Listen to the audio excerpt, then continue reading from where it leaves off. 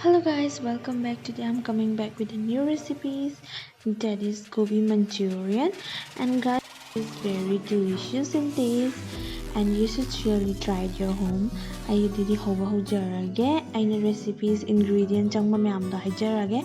Ahambada akoina gobi je sumaina kupna soibirani, gajar juice sumaina kupna soibirani, hawai asangbi beans laibado sumaina pikna kupna soibirani, thum khitang chaisalani, jira powder khara chaisanbirani, corn flour dukana dum phange sije khara laibiraga, maida khitang hapiraga mix tawraga sije yamna quantity yamadi hapuno adugi isagi quantity do yengaga totpa yabai mongda sumaina round shape da tabirani aduga akhoi hojik ngौबा यारे थाउजे सारब मतुंगदा थाउजे याम कन्ना दि सानबिगनो लेखत्तबिदा medium flame दा याम तपना लेथरगा सा कनो ngौबियोबको ngौरगदि याम सारगदि outer layer दो कासलनी मनुंगजु मुंदबा यावेको मपान कादंग कारगा उबदिदा मुल्लबय खंदना तौबा यावे अदुना medium flame दा तौरगा अखोइना हापिबा पात्रसिदा tissue गुम्बा मा थंबियो अदुनादि अखोइ थाव मयाम दो चुपसनबा अदो ngasai लाइरिबा थावदुदा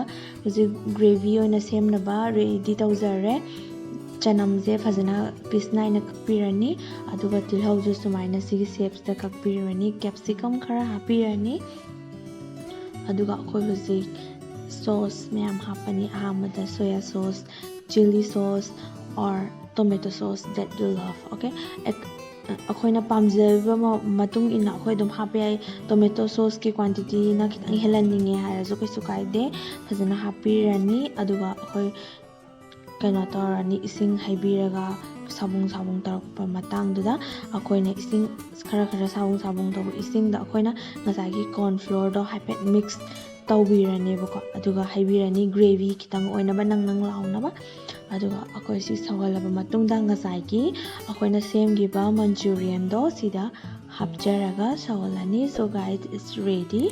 Sumaina tawraga semgadoine.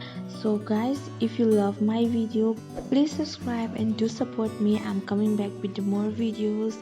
So see you guys. Bye bye.